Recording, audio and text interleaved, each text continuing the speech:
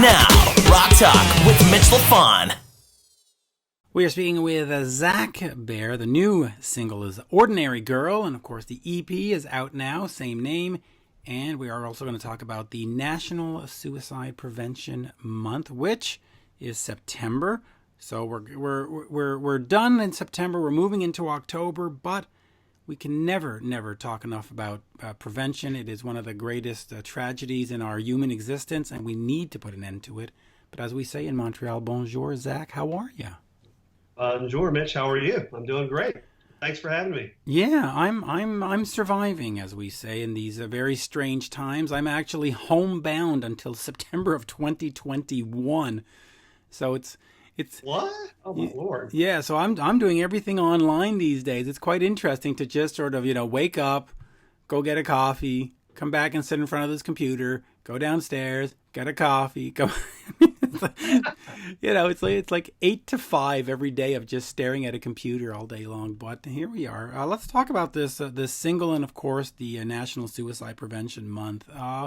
First of all, what got you interested in the National Suicide Prevention Month? Was it just based on a deep caring for your humans, for humans, or is it something where you've had a lot of experiences and go, hey man, this has got to stop. I got to do something.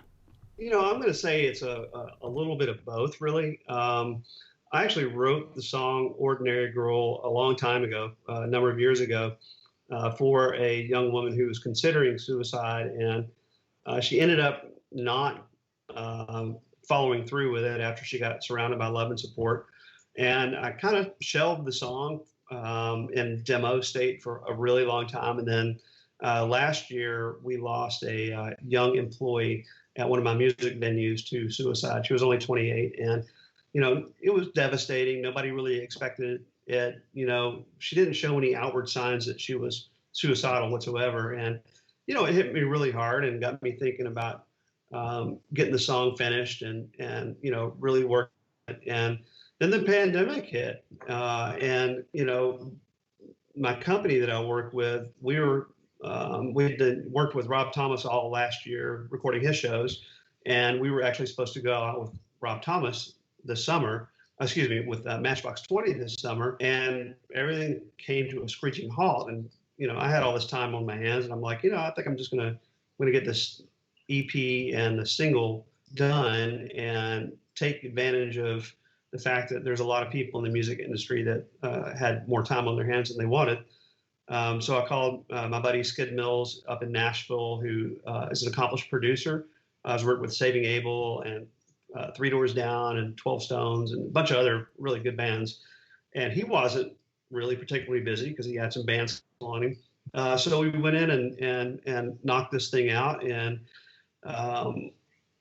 fortunately, the timing worked so that I started doing interviews around Ordinary Girl, the song, and the origin of the song. And I ended up talking to Zack in New York, and we got on the topic of suicide prevention. And, we've all been touched by it. And he's had some close people to him that had committed suicide. And he actually introduced me to the National Foundation for Suicide Prevention.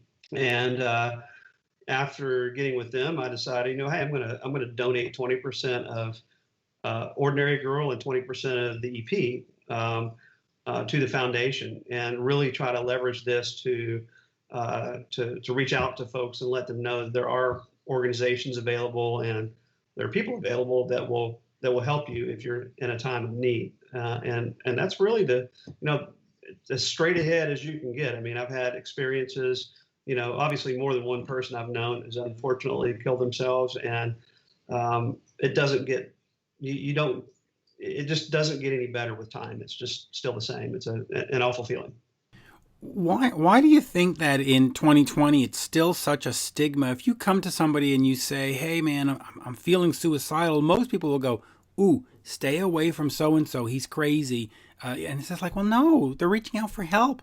Why do you think there's still that stigma and those terrible words instead of saying, hey man, I feel what you're going through, let me get you help? Why are we still going through that? It's an interesting question. And You mentioned your background in psychology, and I was a psychology minor, and I can only speculate that over the last several years, with the rise of social networks, people don't talk to each other as much. All this right here. It's texting, and there's less human interaction. So I think that our natural tendencies as humans to communicate with each other has taken a hit because of all the electronic, quote unquote, social networking. I think it's antisocial to a large degree, It and is. therefore it's hard for people to reach out. I'm gonna cut you off there for a second. It is in the sense that a lot of us spend time on social media, and you see your friend went to Florida or they went to Hawaii, and you get into this depressed state where you go, wow, why is my life not that good? Why am I not like Zack? Why am I not the leader of this? Why am I not in Florida today? Yeah. And that's one of those real negative impacts of social media. Of course, there is very positive stuff. You get to share news. You get to, but that, hey, why is my life not as good as his? Look at Mitch. He's always out walking his dog. Look at Zack. He's sitting alone, and it's tough. Yeah. It's Well, and I think that's part of it too. Is that it's almost like there's a competition, or I don't want to call it competition, but there's a challenge that you see your friends out there doing all this cool stuff, and then I'm going to try to post a cool picture and make them think I'm doing cool stuff when really I'm sitting in my room by myself. It's just not good. I honestly, I agree with you. I think there's positive things that social media can do, but I think it's also had a really negative effect on the way people communicate with each other and reach out to each other. And unfortunately, especially in the polarized state that our country's in right now, it's even worse. Yeah. Now, luckily, I'm in Canada, so we're not as polarized up here. But there is some stuff that's going on up here. Just real quick, in terms of the music, what is sort of the plan moving forward? Or is it just we're doing the song and we're doing the EP and we're going to donate, and then you just go back to being at Venue, or is that how you say it, by the way, Venue? Venue, like a venue. Like a venue. Okay, well, I say Venue because there's no E in it, but okay, venue. But is that sort of the plan, just to, we'll do this and we'll put it out and then go back to being at the venue? Or do you see yourself making more music and making more, how can I say this, more things for causes? Maybe this month it's the suicide prevention. Next month you do whatever, prostate cancer, and the month after it's cancer. How do you sort of see it playing out in terms of going forward and being altruistic? Yeah, so definitely we are going to keep pushing forward with the music. I'm lucky in that, I don't say lucky one way or another. I've always been a multitasker, a serial multitasker, and I can do 10 things at one time. And luckily with my job with Venue, I can do it in a tour bus, or I can do it at my desk. I can do it literally, on the side of the stage with Rob Thomas. It doesn't matter where I am. And I think that now we've got some traction with the song. We got some traction last year with a single I put out called Rutherford Drive, and that was encouraging. And I just got to the point in my age, I'm not exactly a spring chicken anymore. I've worked in the music industry for 20 years, and I've never once called up my buddies and say, "Hey, by the way, I'm a musician too." Hey.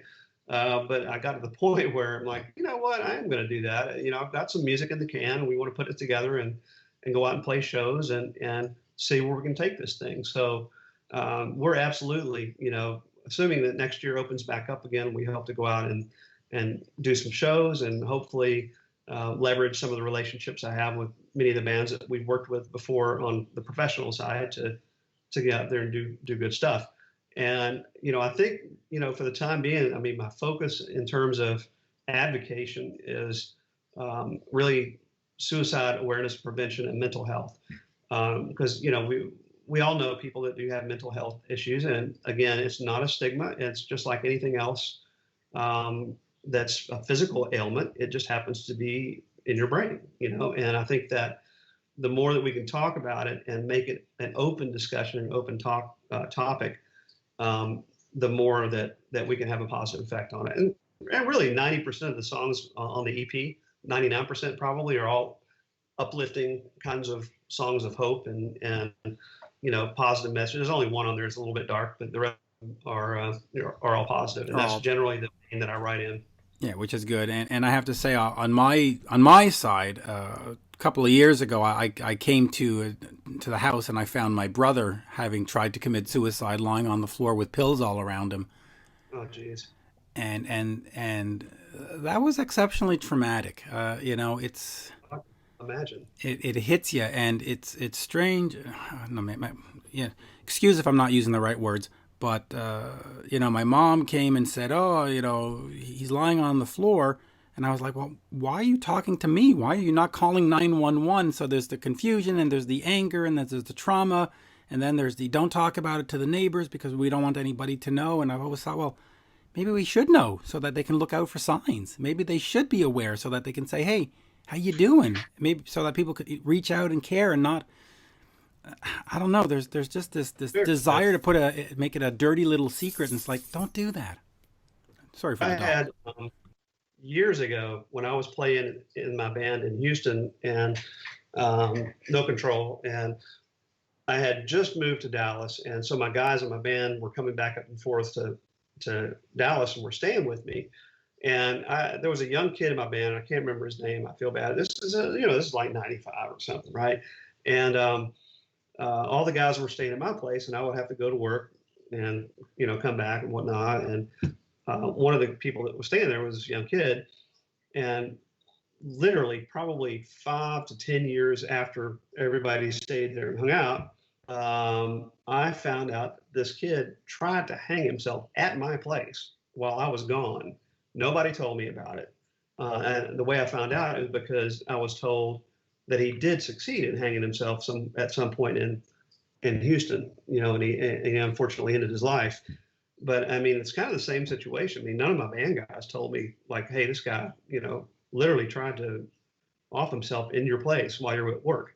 And nothing was weird when I got there. I mean, nobody said anything, and it's just like, man, why didn't you just say something? We could have maybe gotten him some help. And clearly, that's the point, right? I mean, yeah, he was a damaged human, but so yeah, I mean, it's touched me a lot over the years, and now that we're talking about it, I'm remembering other things, and it's just an important topic that needs to be said, especially times like this when we're cooped up for a year or whatever, and some people don't have people to talk to. They're by themselves, and if they're in a depressive state, or if they suffer from depression, it just gets worse. what do you think it's going to look like moving forward in the music industry in terms of just the business, but also in terms of the mental health? Because now you've got a lot of roadies and a lot of lighting guys and a lot of riggers and all these people, their career is gone. Yeah. And some are just going to go, okay, well, I'm not going to go work at the venue. I'm going to go work at the Ralphs, or I'm going to go work at Ford, or I'm going to go work. But others are just going to say, I'm out. I'm done. I think that's absolutely what's going to happen. I think you're going to see that even though we have tours on the books, like I mentioned Matchbox next year, July 2021, those are not huge stadium shows. I think it's going to take a while before we get back to that. It may be 2022 before we get to the stadium shows. I honestly think that the theater shows and maybe the smaller sheds will start in the springtime when touring starts up again. But I still think it's going to be gradual. I think that the crowds are going to be smaller than we're used to seeing. And I also think that many of the people that work in the industry, as you mentioned, probably will have already found different careers. Maybe they re-educated themselves in technology, or found a job at Ford or whatever it is. I think you're going to see that the people coming back to the industry is going to be there are going to be a lot less folks coming back into it than we're accustomed to. And I don't think it'll be back to any sense of normal for at least 2 or 3 years. Oh, it won't be. And listen, I'm just speaking from the Montreal perspective. We're currently in a red zone, and we're at lockdown. We have no open bars, no open cinemas, nothing. We're at complete lockdown. And our promoter here is booking bigger shows only for 2022. So you're looking at Elton John, you're looking at all that. It's all 2020. He's totally given up on 2021 for arenas and stadiums and outdoor. I believe it. Our Just for Laughs Festival, which is world renowned. Jay Leno used to talk about it all the time. It has moved to a virtual festival for 2021. They have already announced it's not happening, and so it just appears to me that there's this sense from at least the Canadian perspective that we're not even going to try for 2021, and that's devastating. How can any industry, whether you're building Ford or you're building iPhones, or how can you not have 2 years of active business? It's That's crazy. And not only that, I think there's going to be issues with insurers wanting to tons insure these massive events, and I think that's going to be another roadblock. Of course, here we have no national anything coordination. It's been terrible, and you have some states that have done a really good job of containing this, and their economies are starting to come back. Then you have other states that haven't done anything that are terrible. Florida, their governor just opened up the entire state wide open. I'm like, dude, I'm sorry, but you're an idiot, because you're going to lock it back down when this stuff gets bad again, and it's going to happen. Yeah, I'm unfortunately curious to see what's going to happen in Florida. On one sense, I'm praying that he was right and that everything goes right and it shows that we're good and going, because I'm not praying for people to die. But exactly. my fear, though, is it's going to be a complete and utter bloodbath in terms of numbers. I think so, too. Yeah. And I have tons of friends in Florida, and I hate this. And, I'm physically located in Tennessee, and I've heard rumors that our governor is about to do the same thing. And I'm like, Jesus, I mean, you know what? I'm still going to wear my mask, and I'm going to stay away from people as much as I can, because this is real. We've all lost people from coronavirus, and it really doesn't have a rhyme or reason. And until they have a solid vaccine and a solid treatment regimen, you're risking your life. Yeah, and I'll finish on that corona thing, but in the Montreal perspective, the Quebec perspective, we got to August and we had it basically stamped out.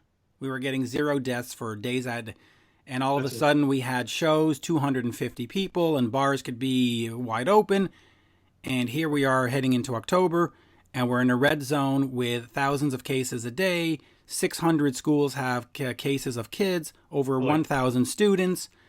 And it's just like, dude, you just went too fast. You went from 0 to 100 in terms of speed, and now we're back to everything's locked down, and it's crazy. Before we let you go here, I got to talk about Disc Live. You had this company called Disc Live, and Slash would go out on tour and have all these albums, and REO Speedwagon and Seether and Tesla. And I remember back in whatever it was, 2003, 2000, talking to the guys in Tesla, to Troy, and saying, you got to do this. Fans are going to love it. You can sell it at your shows. And then you did it, of course, with Jack Russell and Great White years later. Talk to me about Disc Live and that concept back in the day of you go to a show, you buy it, and they give it to you at the end of the night. It was a great concept. We don't see it as much anymore. Do you think we'll start seeing that again? And what were some of the advantages of doing it? And what were some of the glitches in it? Because, all of a sudden the microphone goes out, and now you've got people who spend $40 and they're going to have, 3 songs missing. Talk to me a little bit about Disc Live. So Disc Live, I mean, it's gone through a few permutations over the years. I was with Disc Live from almost the inception through starting around 2003, early 2004 through now. And it's gone through, a period where it was Disc Live, and then it went through a period where it was known as House Live Media Productions, after I sold the former parent company to Mark Cuban. Then it went through a period of time where we partnered with EMI Music Group and Capitol Records. It was called Abbey Road Live. And then we reverted back to Disc Live, and it's been Disc Live ever since. And I'll tell you, in the beginning, when we started doing it, we were seen as a threat from the record labels in terms of cannibalizing their opportunities to sell those studio records. And we were fiercely in competition with a company called Instant Live that was owned by Clear Channel and Live Nation. And I have been like a dog on the bone for this concept, because I've always felt like it was ahead of its time back then.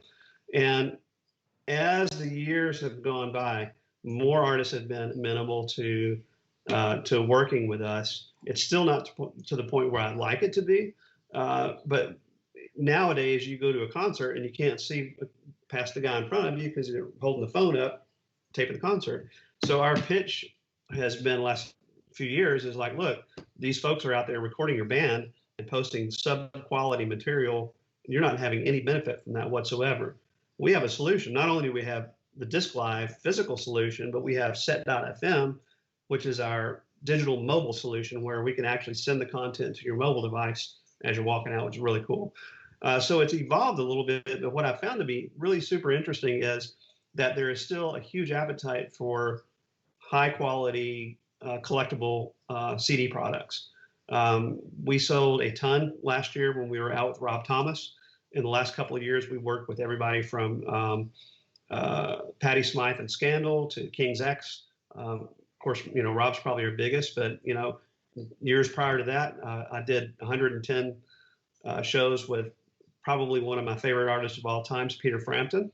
Worked with Slash, worked with the Tesla guys and Devo and Blondie, and done this all over the world. And the appetite for these products has not diminished, even if new technologies like streaming and listening on your iPhone or whatever, people still like to take the memorabilia home with them and look at it and feel it in their hands. And despite the glitches, I mean, I think that's part of what makes it really interesting and really cool for fans. I'll give you a great example. We did, who did we do? It was Kenny Loggins. It was probably 2006. And just an acoustic show at a casino. And we were doing like a 500 limited edition run of the CDs. And he majorly messed up a song. And he stopped the song entirely. And he talked to the audience and made a joke about it and said, hey, you know what? You're going to hear this because, these are the CDs we're selling tonight. You're going to hear every bit of this. Audience loved it. They laughed about it. And we sold the whole edition before we even left the show. Venue. Yeah. So there are moments that, artists may not like that moment, but on the other hand, it's kind of an endearing moment that causes them to have a better connection with their fans and vice versa. Yeah. Well, you see, I love them because I've bought all the Tesla ones, I bought all the Slash ones, and I bought as many of the Billy Idol ones that I could get my hands on. And I love the fact one left. We have one. I have 3 of them downstairs. I got 3 of them. But what I enjoyed was the fact that, especially with Slash and stuff, they would change the set list, but even the way they would play whatever Welcome to the Jungle, there would be a little different guitar part here, a little different vocal, and as a completist and as a fan, I just that's what I live for, the whole live experience. Frampton did the same thing. His set was a little bit different every night, and this is a guy who would literally play for 3 hours straight with only maybe a 10-minute intermission in between. Absolutely phenomenal, and true collector's items. Those were triple disc sets with a 4th bonus disc, so they were ambitious. And I'll tell you the other thing I liked about it, because I know Instant Live was a competition, but they used to do Kiss, and they also did I think Black Crowes, and I was never compelled to buy a T-shirt at some of those because I was just like, well, everybody's got a T-shirt. But you would leave the venue and then you would have that, the Billy Idol one in your hand, and you're like, but this is unique to Montreal, or this is unique to Boston. I'm not going to get this in Detroit because the one that's selling in Detroit is going to be Detroit. And you, not to interrupt you, but you wouldn't believe how many times over the years I've had either an artist manager come to me or somebody in my business. They would be like, well, look, why don't you just record the first show and sell that on the tour? I'm like, dude, that's not the same. And people want to have their show. They want to have that special moment. And that's what makes, to me, it's one of the most exciting things that you can do is make somebody happy by giving that, and they're like, wow, did you really record this tonight? Yeah, we really recorded it tonight. It's phenomenal, a good feeling. And the price was right, because back in the day, they mostly were about $25 or $30, which, for something that's completely exclusive to your venue and to your night and to your experience, that's a good deal. Because, when you sell experience, you're usually tripling the price. And we're still actually selling it